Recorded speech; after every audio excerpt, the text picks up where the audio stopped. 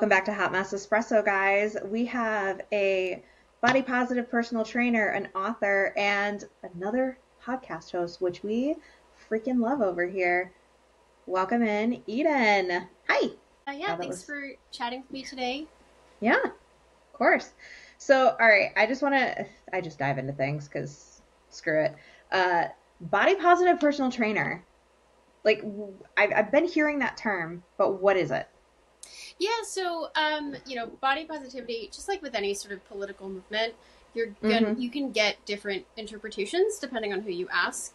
My understanding of body positivity, and especially in regards to like the health and fitness sphere, is that it's shame-free. It's focused on kind of a holistic approach to wellness.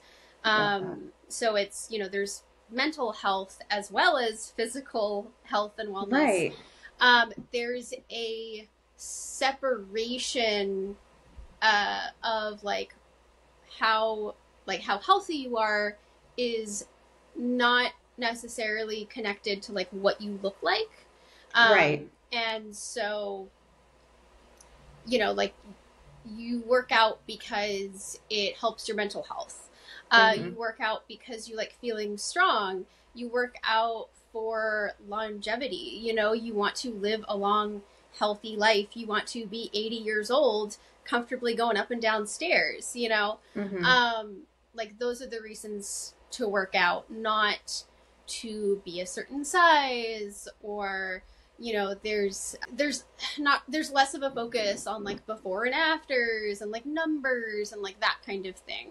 Right. The numbers that you're focusing on is more like, I want to lift more weight, not, I want to reduce the fat of this particular part of my body or something like that. Yeah, so that's that makes my take sense on it. Yeah, no, that makes complete sense. I mean, people that are like, oh, I want to be this target weight. Well, you're never going to be that target weight when you're lifting and you're adding on muscle and stuff like that. Like, I like just as an example, like I weigh more than I used to the last time I was a size 4 by about 15 pounds, but it's all muscle. Yeah, exactly. And like you can be a size 4 and 140 pounds. Like it is doable. And I'm 5 foot, just for like reference. So like, but the last time I was a size 4, I was like 123 pounds and I couldn't lift shit. And now you put on muscle. And I think like that's important, especially with what you're doing, because people need to realize that you're going to gain muscle. You're never going to hit that target weight unless you're literally just doing all the wrong things and you're not able to lift anything. Basically. Yeah, 100%. Absolutely. And so I'm glad to see this shift happening where, back in the, late 90s, early 2000s, it was very much like everything was about shrinking, versus now people are understanding that that's not really a healthy approach. And, I'm getting clients who like used to be cardio bunnies because it was all about how many calories can I burn in an hour, and now they're like, I want to lift heavy. I want to get into strength training. I want to learn how to move safely, and, do things like squats and lunges and all these things without hurting myself and all that. So yeah, it's nice to see that body positive approach. Some people prefer the term body neutrality, which, in terms of like my approach, I feel like those terms are interchangeable for me, right. Like how I use them, but I understand they're different for different people. Body neutrality is more sort of more of a focus on like, I am more than my body. Like I'm not like proactively like loving my body and like, I love myself and I love my, stretch marks or whatever. It's just like, I'm neutral about it. Like I have a body, I have stretch marks. I have fat in these parts of my body because it's normal to have fat, because if we didn't have fat, we'd have a lot of other bigger problems.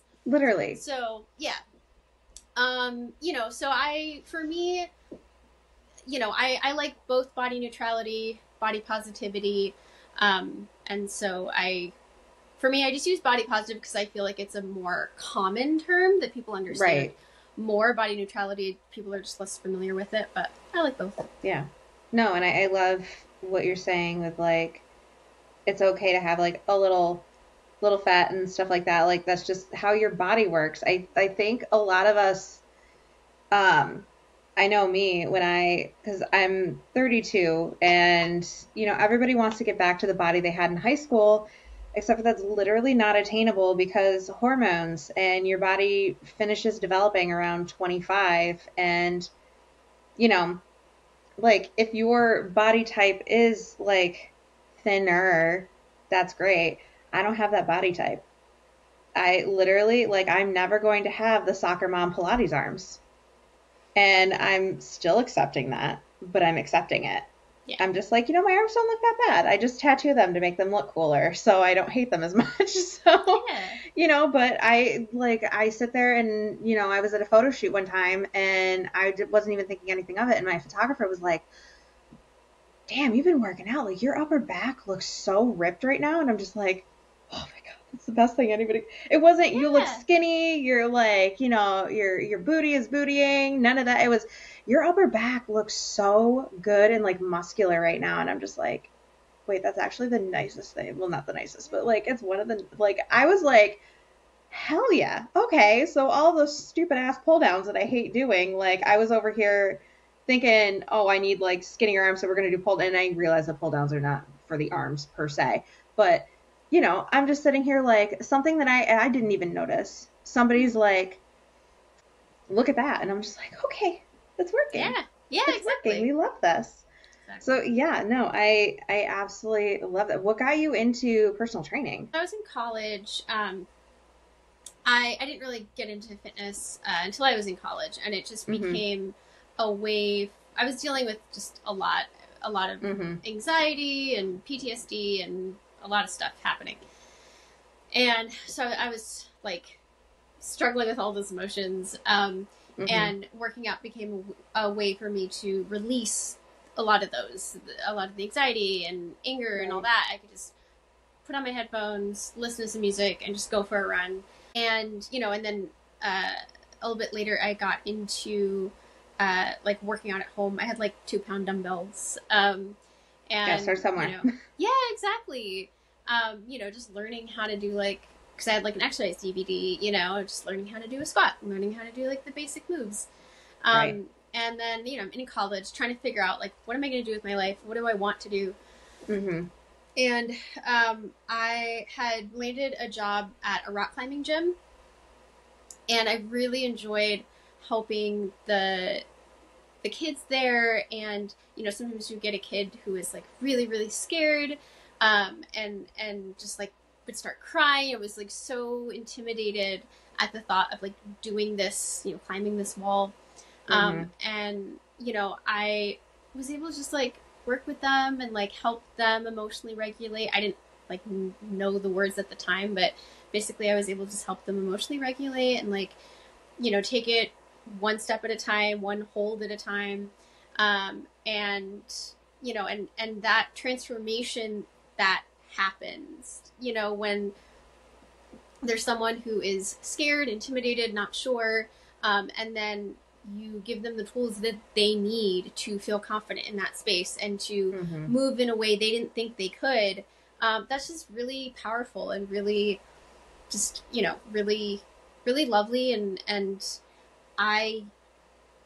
doing that made me feel, it ignited the spark of like, I want to do more of this. How do I help people in this type of arena?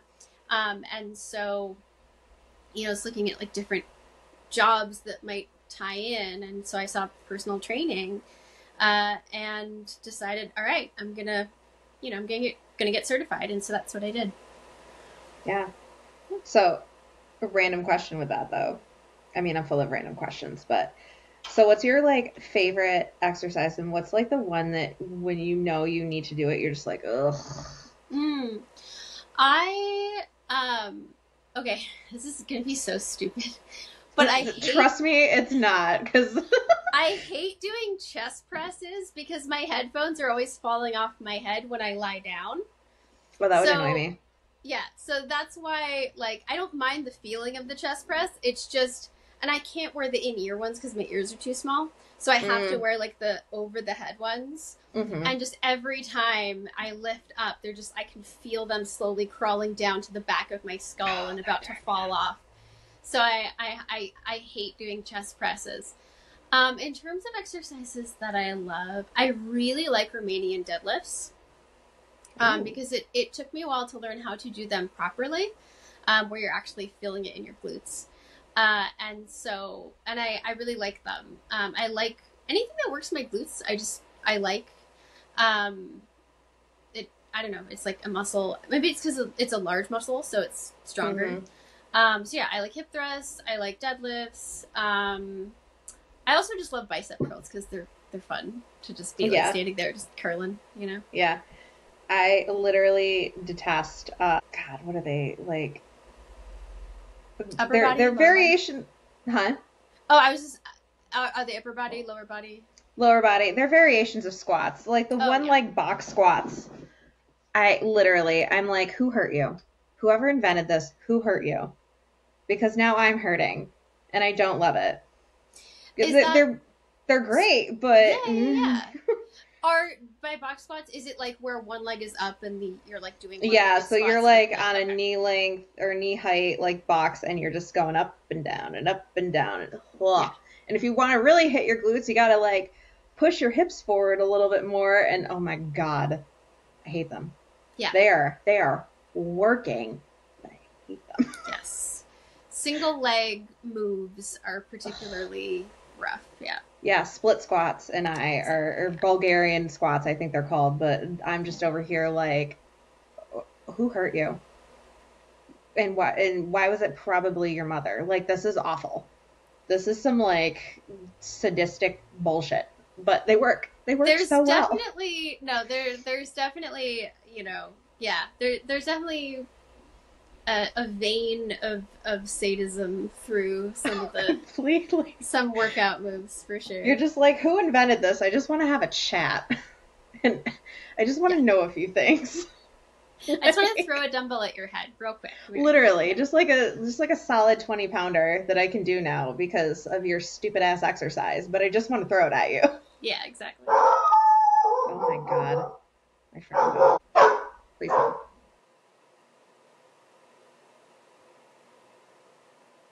Must not Amazon driver. I will be editing this part out.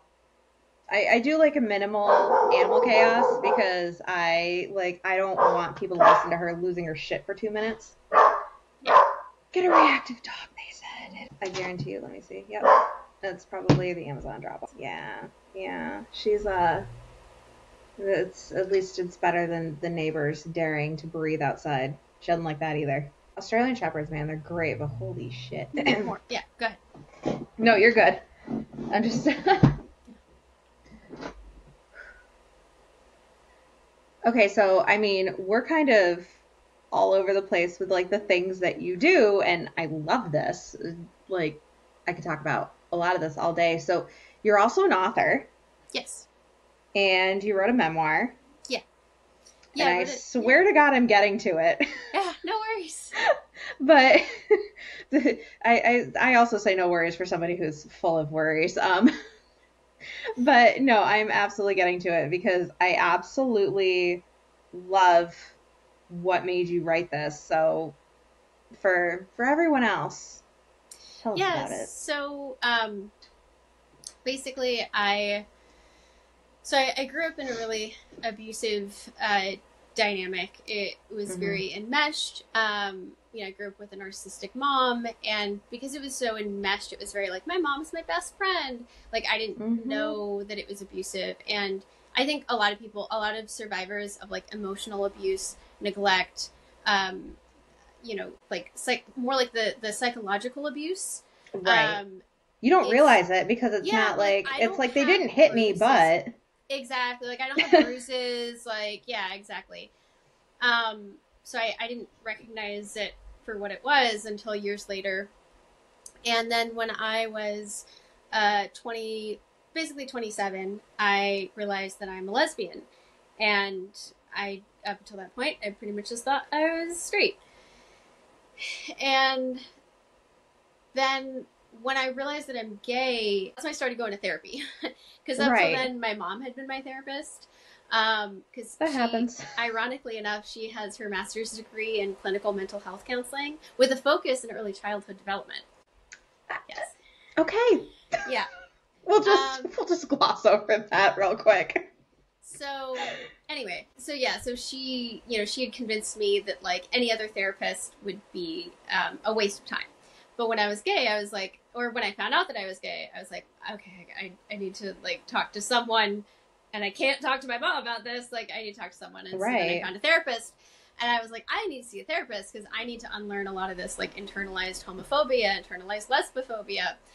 But it kept like, the conversation kept getting like derailed into like the fucked up thing that my mom had said to me that week. And so I started to recognize, that'll happen. That'll happen. Hold on.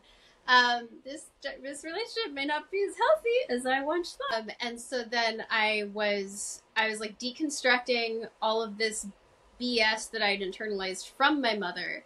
And I was also deconstructing all of this compulsory heterosexuality. Then a few years into that, I got to a good, like, more stable place in respect to both of those journeys. And then Jeanette McCurdy's book, I'm Glad My Mom Died, came out. And I was just about to ask if you read that. Yes. I actually blind bought it. I knew nothing about it. I just knew, because I grew up very religious, so we didn't watch, like, the normal, like, the Nickelodeon. Like, if it wasn't PBS, I wasn't allowed to watch it. And so I had no idea who she was, but based off of the little blurb, I was like, okay, she's an actress, and she wrote a memoir called I'm Glad My Mom Died. I was like, here's my money. Right, like the title alone is catchy. You're like, what? I like, oh, someone else gets it. And so I heard it, and then, fast forward, I read the whole thing. I, like, read it in, like, 2 weekends, basically.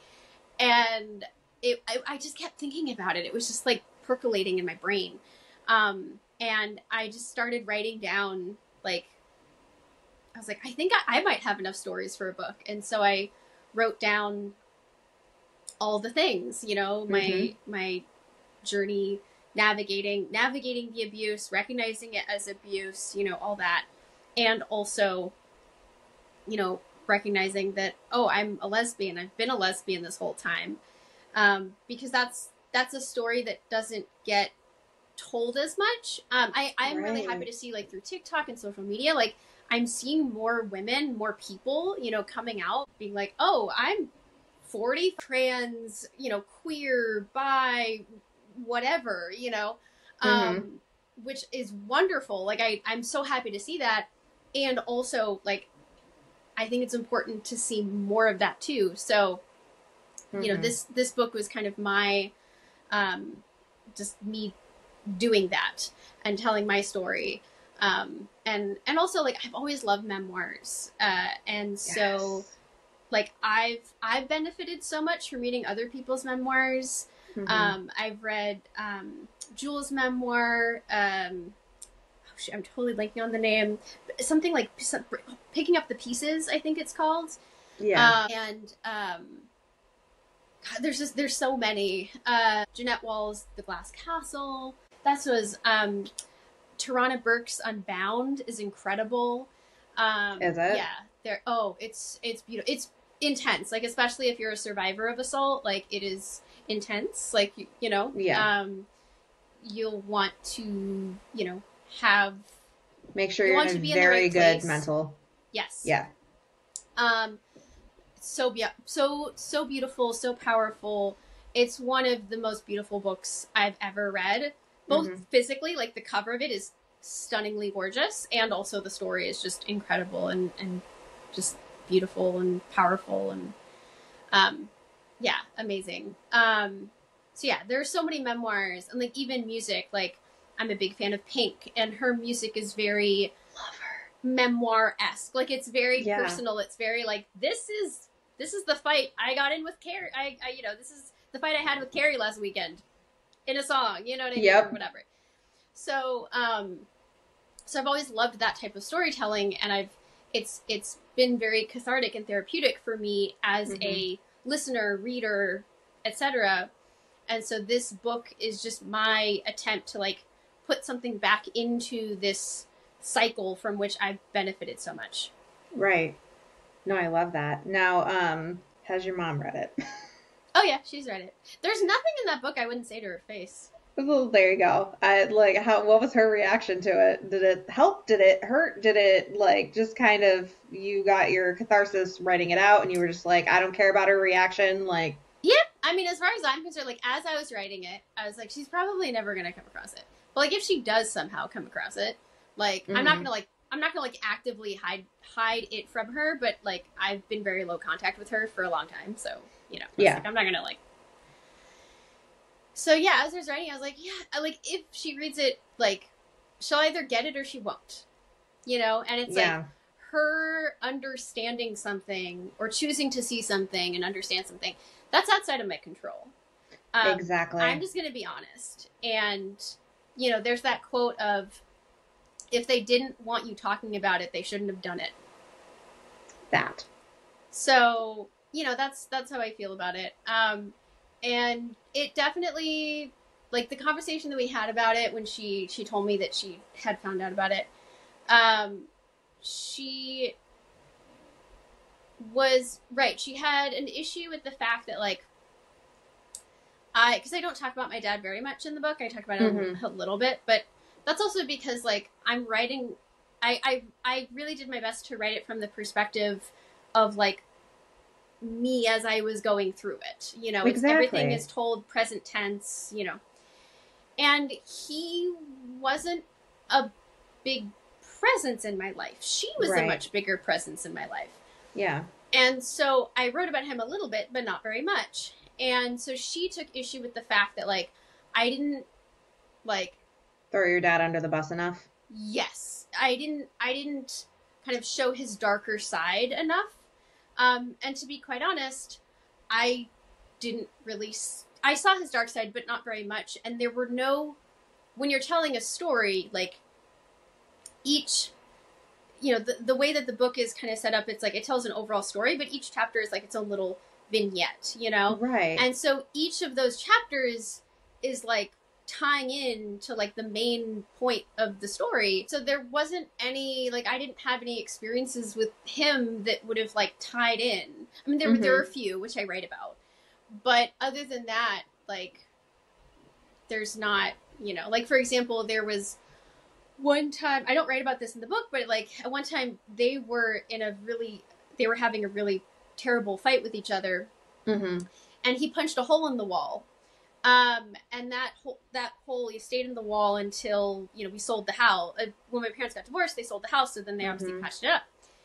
But like, so like, yeah, I could mention that he punched a hole in the wall, but like, I don't know what they were fighting about. Like how am I supposed to like there's no context to it. Exactly. Like it doesn't relate to like me, you know, overcoming narcissistic abuse. It doesn't relate to my queerness. It doesn't relate. So it's like that's between her. Like if she wants to write a book about how terrible he was as a husband, go for it. That's her deal. Like, you know what I mean? But like my experience of him was what it was. So that's what I wrote about. Yeah, and I think sometimes, especially with mothers like that, it's like if you didn't want to be, you wanted to be the main character in my life so much, now you're the main character in my memoir, and like you can't have your cake and eat it too. Exactly. Absolutely. 100%. Yeah, exactly.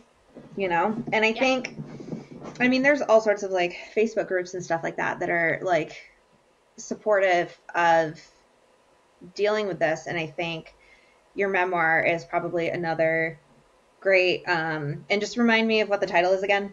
Oh yeah, it's called Becoming Shameless, and it's under Eden Simcha. I made like a not surname, but like I swapped out the last name just so if someone like Googled me to like find out more about like my personal training business, I didn't want the book to like be confusing because it's just about different things. But yeah, totally, but it's Becoming Shameless by Eden Simcha. excuse me, and we'll have all of that like linked below in the episode. So it will be found. It will be found by, I'm sure, several people that are listening to this that are dealing with what you've dealt with. And, you know, maybe they won't feel as isolated, especially because that can feel very isolating.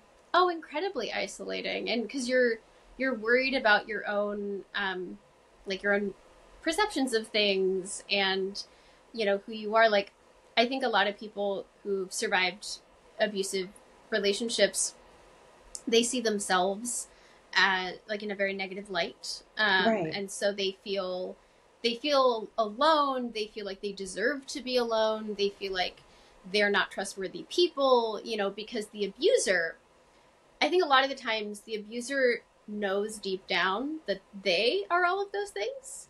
So it becomes insecurities for the abuser, and then the abuser, because they're an abuser, project those insecurities onto their victims, so that the victims start doubting themselves, and the victims start like, oh my God, am I manipulative? Am I lying to people to make them see me in a better light? Am I doing all this? Am I being too hard on them? Like, maybe maybe I'm not like factoring in, you know, their ordeal enough. And it's like, you can factor in their ordeal all they want. They are a grown-ass adult and they can break the cycle just like you are. Yeah, exactly. Right. You know, exactly. And again, like you said, if you wanted me to write nice things in my book, you should have been nicer. Yeah, exactly. Kind of thing. Yeah. You know, and I'm sure you went through it, but did you ever see Tangled, like the Rapunzel movie? Okay. Oh, yes. You know that part where she's like, this is the best day ever. I am a horrible daughter. Like, was that kind of the process of writing this book? That scene is my favorite scene from any Disney movie ever created. So great. It literally is my internal monologue at all times when I'm like, I'm going to do something big. And it's like, oh my God, maybe I don't. Yeah, exactly. And that's exactly like when that was me in therapy. Like the first like couple of years, it took a couple of years in therapy for me to really kind of like start to pull myself out of that really enmeshed dynamic. Well, when it's that deep, yeah. Yeah. Because it's what you know. Like literally your brain, it's like the tree that grows, but there's like a rock there. So the tree trunk literally has to grow around the rock. Like that's when you go through that sort of abuse, but you're a child, your brain is still developing. So your brain is developing around the trauma itself. And so you have to kind of like break, you have to rewire everything. Yeah, exactly. You have to rewire your own brain as like in how it was formed. Yeah. So that was like that scene in Rapunzel was me basically in like 2 years of therapy, and my therapist was just like, she just like kept reminding me of all the important things, of like you, like at one point I was like defending my mom, and trying to explain my mom's actions as I was telling the story of what my mom had said and did. And my therapist was just like, you don't have to do that. Like, you are not your mom's lawyer. Like, you don't have to defend her. She said what she said. Your job is just to tell me your story, your side of the events. I know it's your side. And it's my job as the professional, as the therapist, to, determine if there's something missing, if I need additional information. You don't have to speak for your mom. You just speak for you, and that I had to unlearn all of that because I had grown up making my mom look good to other people. Because you had to. Because I had to, and representing my mom, to the world. Yeah. Yeah, it's such a complicated relationship, for sure. Oh, and, for sure. Like, unless you know it, you don't know it. It's one of those, if you know, you know, but it really is. Yes. You have zero idea unless you've been in it. Yeah. And it's a whole complicated pile of shit, basically. Yeah. Yep. So. Exactly. Yeah. So, I'm already editing half of this, so it's no biggie. So then you decided to kind of hit all the marks because you also have a podcast. Yes.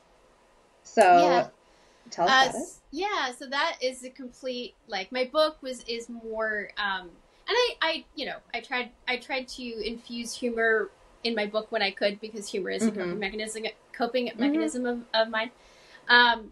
But just because the topics that I delve into, it's kind of heavier. Right. And so then with the podcast, basically last year, so Jackie and I, my girlfriend, and I have been together for a little over 2 years. And last winter, I got into a couple Reddit React podcasts and just was enjoying listening to them. So I would listen to an episode, and then I would like either share the episode with Jackie, or we would just like talk about the stories, and we would just have full-on conversations about these, silly Reddit things, and and so I was like, what if we started a podcast? Yeah. Because we're long distance, because we're lesbians. And so I was like, what if we started a podcast where we could do like a little video chat, like date, but then we're recording it and it's fun. And, So I signed up for Riverside. And I just like when I was writing the book, I was like, okay, I want to do the thing. So how do I do the thing? Let's find out. And so I came up with a title, which is just Dykin Around. I love a good fucking play pun on word. Oh my God. When you told me what it was called, it took everything in me not to laugh, like not at you, but I was like, I love a good fucking pun and a play on words. This is amazing. Yeah. I understand, for people who don't want to reclaim it, totally understand. I am, team reclaim words, so I like Dyke. I think it's fun, and I wanted a name that like captured the energy of just being the two of us, just being silly little goofs, silly little lesbians together, having fun, chatting about stuff.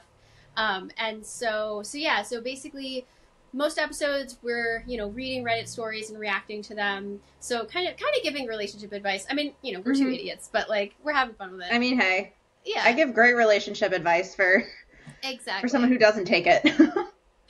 So, reacting to Reddit stories, we'll also, like, there was a recent episode where we discovered this queer dating show called Dating Unlocked that was really cute. We really enjoyed it. It's really, you should check it out. So it's like a, queer, like, dating reality show, but it's, like, pro polyamory, like, there's, like, it's so inclusive. It's the most inclusive show I've ever seen on television. Where did you find this? I found it because, so I'm in a queer Discord, and one of the people who run the Discord was a contestant on season 2. So they were saying, so what's it? I want to get the name right. If I'm gonna plug it. This is important. The Discord is called the Fuck Compat Support Club. I love that. And then run the Discord. They were a contestant in season 2. And so once they announced that, I was like, let me check out the show. And then I saw that season 1 had already been released. So then Jackie and I watched season 1 together, and we're like, this is a really cute show. So that's how we discovered it. What streaming platform is it on, or like TV channel or whatever? So season 1, yes. I know that season 1 is on Amazon Prime. I don't know if season 2 is up on Amazon Prime yet. But I know that if you go to their... if you go to the Dating Unlocked like Instagram page, which I have, let's see. So on Instagram, the Just Dykin Around Instagram page, which is just Dykin Around but with periods, so it's just.dykin.around. Right. I made a recent post tagging them. And yeah, so Dating Unlocked Series is their Instagram handle. It's at Dating Unlocked Series. And I'm literally following this on Instagram right now as we speak. And so I know that they have like a link to be able to stream season 2. We haven't watched season 2 yet. I just purchased season 1 on Amazon. But I think you can purchase season 2 through like I think they have like a website, like a different website to purchase season 2. Regardless, if you go to their Instagram, there'll be all the links. I think I found it. No, I did not. Never mind. That's a podcast. Well, I'll find it after the show. That's fine. Dating Unlocked Series, which is Dating Unlocked Series. So let me try it again. ing, and then UNLOCKED Oh, found it. SER. Yes, there we go. I am following that shit. Yeah, if anybody wonders, this is like literally not a traditional podcast at all. Yeah. Although by the time this episode airs, like somebody's listened to a few episodes, they already know that it's a slight shit show. So yes, we are searching things while we're. Yeah, It's fine. Everything's fine. fun. Like I think, yeah. I don't know. I've never been one for content that's like super scripted. I've always loved content that is a little more improvised, a little more like flowy. So. Oh yeah. Anyway, for sure. So yeah, so again, most episodes are like focused on like Reddit stories, but some episodes will talk about like, oh, dating unlocked. I recently read a sapphic novella, a steamy sapphic novella, called Bespoke. It's called Bespoke. It's by L.M. Bennett. And she has a new, I really liked Bespoke. It's about like a tailor and a client who like fall in love. It's very cute. I love that. And then she, Ellen Bennett is coming out with another one later this year. That's like the environment is like MMA. I don't know if it's like two MMA fighters or whatever, but it's mixed martial arts. So that's very exciting. So I'm very excited for that one. It'll be fun.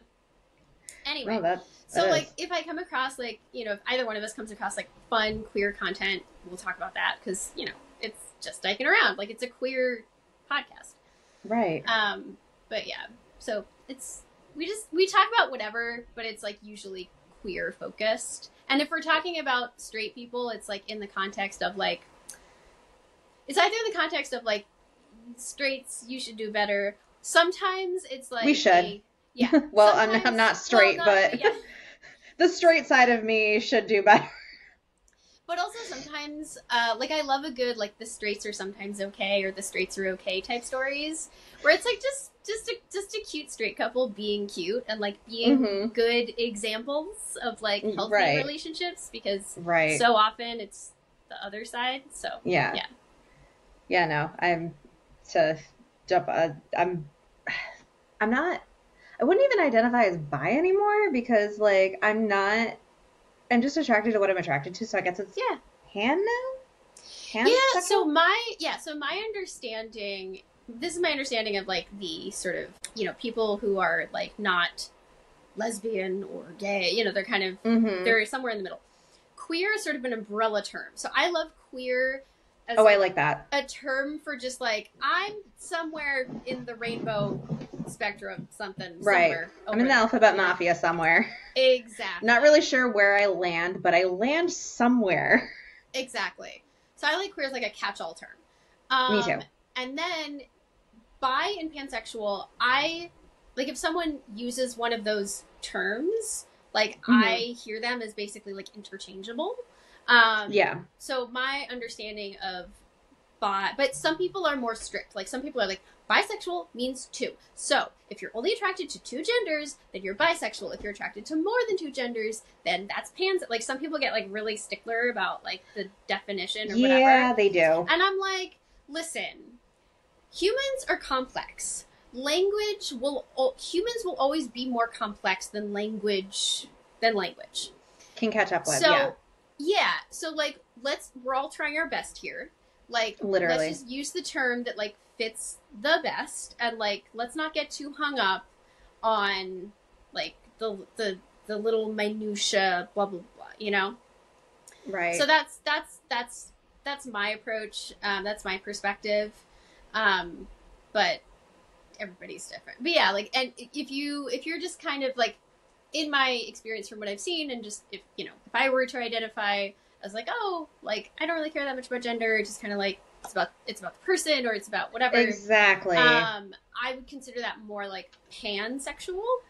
Yeah, I think like I know for me, I wanted to make sure I had like the correct label because when you come out as bi, and I'm sure you've heard a lot about it, because like you're one of the people I wish I had like come across when I like came out, because if you identify as, if your sexuality is bisexual and you have not actively dated women, you've only dated men because, I don't know, you've been in the closet for a whole bunch of time, whether it's family, friends, your own internalized shit, because you were like, do I just like admire like the female form, or am I actually like genuinely attracted to that? And that's confusing as shit.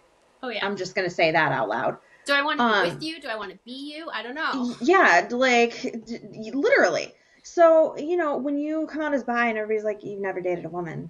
How do you know if you're bi? And I'm like, because they make me like nervous, but not in like a like, just intimidating woman thing. Like yes, please, you know. Yeah. But because the way that I see it is like, do you go up to someone who's single and be like, so you're asexual then, right? Literally. Or someone who's never dated, someone, do you go up to someone in high school who's like 14 and never been on a date, be like, yeah, you're asexual because you've never been with anyone, so obviously you're asexual.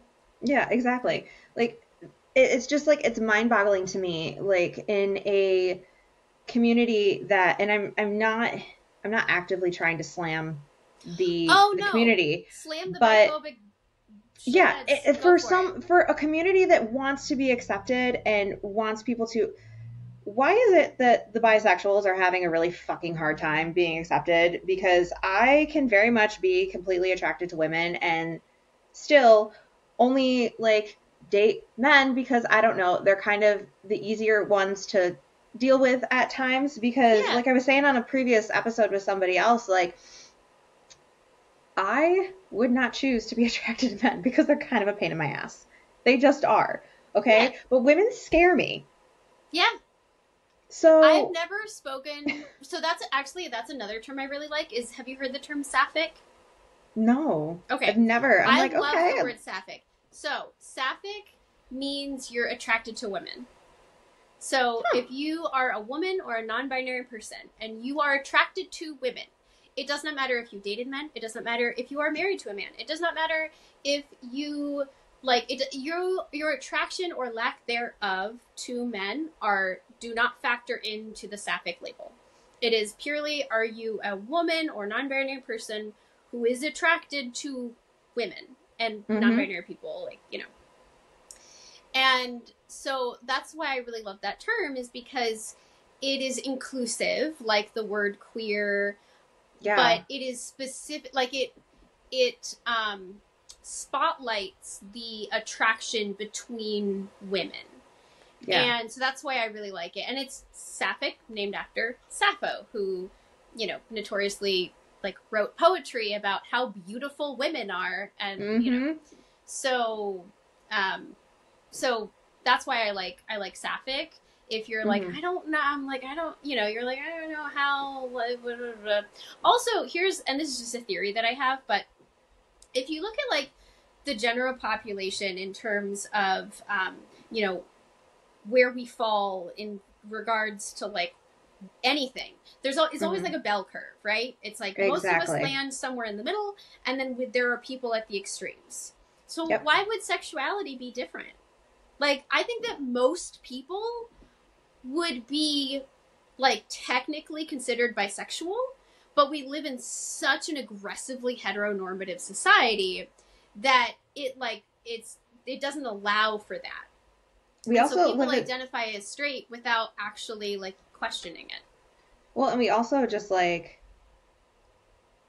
just we're so quick to slap a label on something. For example, oh, you had a threesome with your husband, that means you're bisexual. And it's no, because you can do that as a one-timer thing and you can still be straight, Yeah. Or people have sex with people they're not attracted to all the time. Oh God, I've done that so many times. It's literally so yeah, exactly. Yeah.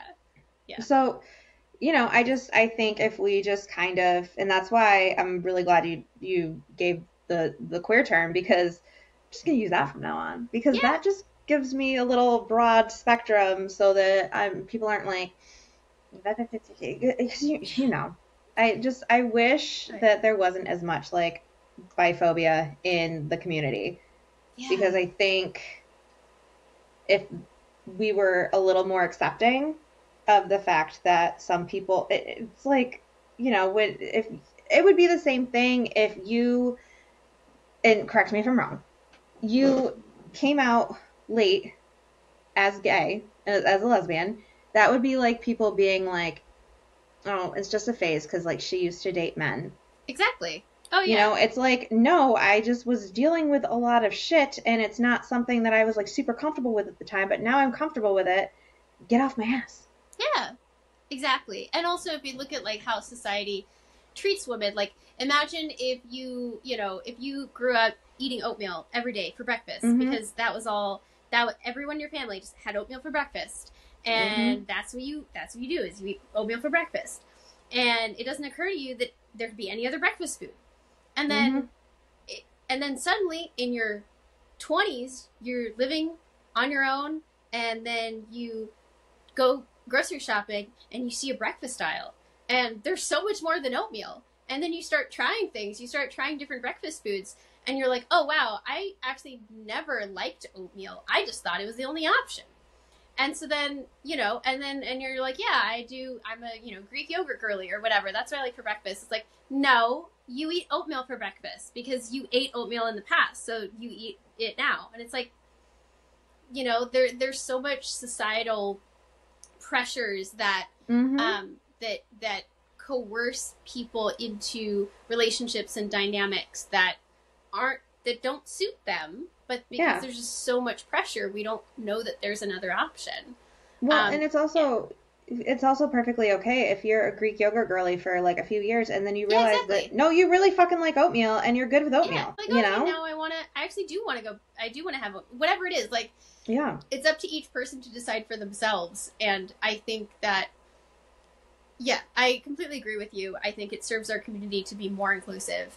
And I think it's really sad. And I think that the people who choose to be racist, biphobic, transphobic within the queer community are betraying what the queer community stands for. That's the thing. Like, we are the most inclusive as a society we've ever been, and yet we're still trying to be like, not you. Yep. Yeah. And it's like, wait a second. Yeah. How does that work? Yeah. And it just, yeah, Yeah. we all need to do better Yeah. for sure. Yeah. Because, yeah. Which is, We just do. again, I'm really happy to see that shifting. Like Yeah. I didn't know the term sapphic, and I don't think the term sapphic was being used like really with any sort of popularity until like a handful of years ago. And so the fact Right. that like that's a term that now people can use, and words like queer are being reclaimed. I'm hopeful as I look at the future generations and how younger generations use those words. I'm seeing a lot of progress in that respect. I'm Yeah. seeing much less biphobia, transphobia. Like I'm seeing much more inclusivity being valued within these younger generations. Which we So absolutely we need. yeah, yeah, We just need to be, and I've said this a million times, we just need to be kinder. And I absolutely. know it's hard with everything going on and, everything feeling like but we just need to be kinder. Yeah, You don't have to to accept ourselves and absolutely to other people. everything, Yeah, but just yeah, be kind. yeah, absolutely. So, yeah. So, where can we find you? Obviously, your Yeah. podcast. Yes. So yeah, just Dykin Around is on YouTube and Spotify. Um, my like writing Instagram is writing.eden. My personal training website is fangirlfit.com. I also am on Instagram at fangirlfit. And yeah, those are my handles. Yeah, and we'll have everything linked as per usual. I really enjoy making it super easy for people to find my people because Yeah. if you've made it onto the episode, you're good in my eyes. So, but yeah, Eden, thank you so much for taking the time out and coming on here and chatting all the things. This has been a blast. Yeah, this has been really, really fun.